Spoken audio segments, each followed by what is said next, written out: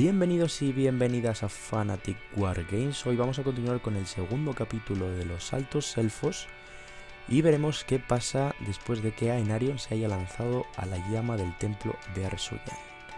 Así que nada, chicos, espero que os guste y darle un buen likeazo.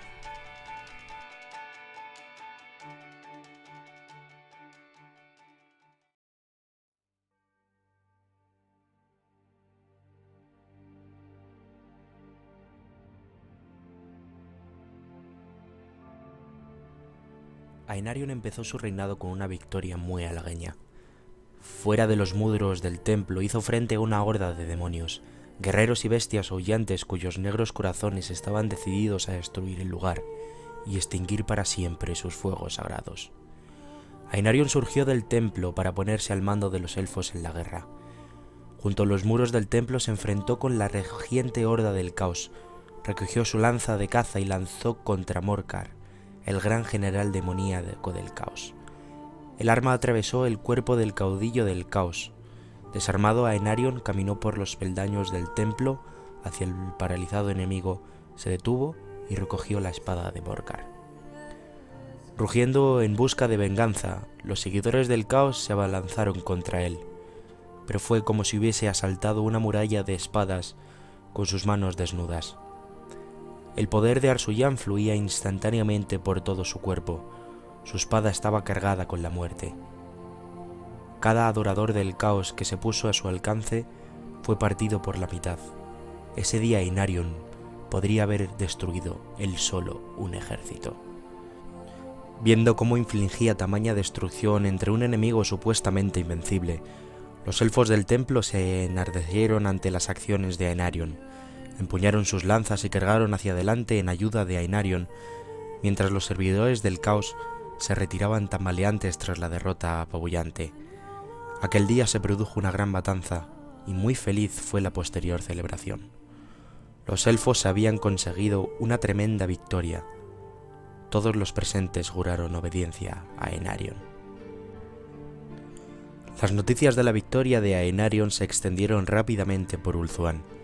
Todos los elfos se alinearon con él, mientras los ejércitos del caos trataban de recuperarse de la derrota. Desde el templo de Arsuyan, Aenarion tomó un barco y marchó hacia Caledor, el único lugar donde los elfos habían logrado resistir con éxito a las fuerzas del caos. Allí Aenarion se reunió con el primer príncipe dragonero de Caledor, Caledor do Madragones, el más grande y poderoso de los archimagos de la antigüedad. Caledor contempló a Aenarion como lo que realmente era, un dios mortal, y dobló inmediatamente su rodilla, jurándole lealtad. Montados sobre dragones, ambos volaron hasta el templo fortaleza del Yunque de Baul. Fue aquí donde se forjó la armadura sagrada de Aenarion, junto con las armas y armaduras suficientes como para equipar a un ejército. Aenarion obtuvo tiempo necesario para elevar su estandarte y muchos elfos supervivientes de la primera invasión se agruparon en torno a él. Eran los soldados perfectos para la cruzada de Aenarion. La mayoría había perdido a sus familias en los primeros ataques de las fuerzas del caos, y tenían muchas deudas que saldar y estaban dispuestos a sacrificar su vida para obtener venganza. Bajo la supervisión de Aenarion y su consejero Caledor, los elfos aprendieron todas las artes de la guerra. Mientras Aenarion hacía que los sacerdotes de Baul forjasen armas de acero a Ilcimar templado, Caledor tomó el tutelaje de los colegas magos, enseñándoles todo tipo de hechicería para desterrar y destruir.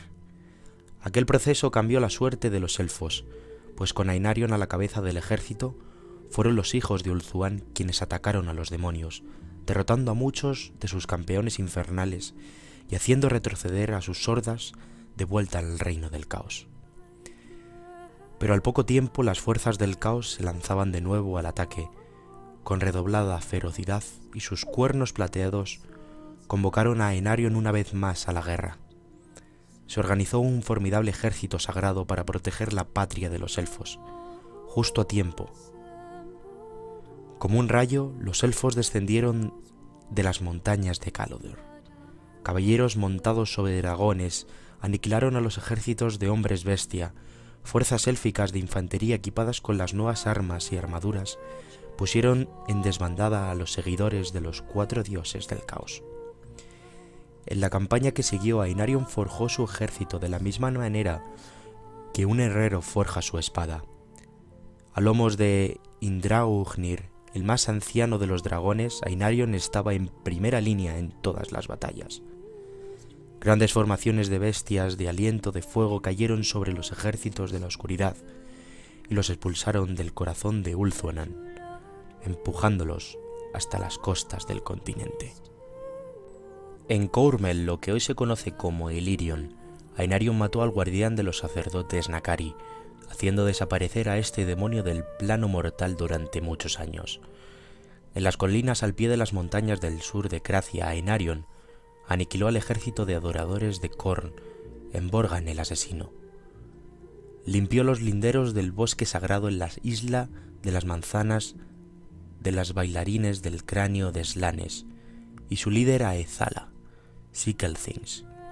El fuego del dragón quemó a Hugin, el señor de las plagas, y a sus legiones corruptas de Nurgle. Por un momento la guerra parecía llegar a su fin.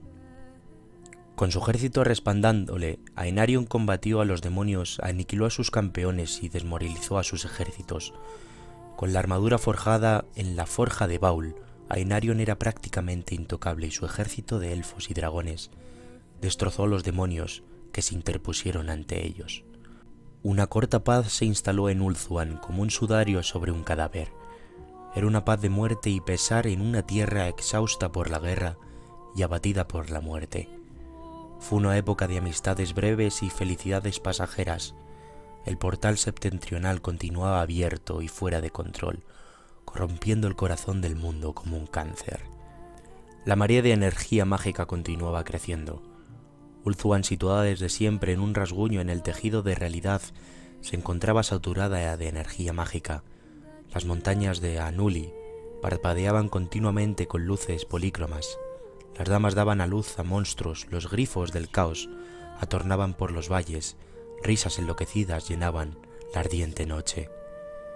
Abundaban las apariciones y los sucesos extraños, los oráculos enloquecieron de miedo. El guardián del templo de Arsuñar se arrancó sus ojos, pero ni de esa forma pudo evitar seguir teniendo terribles visiones. Cuando se le preguntaba por el destino del mundo, se negaba a hablar.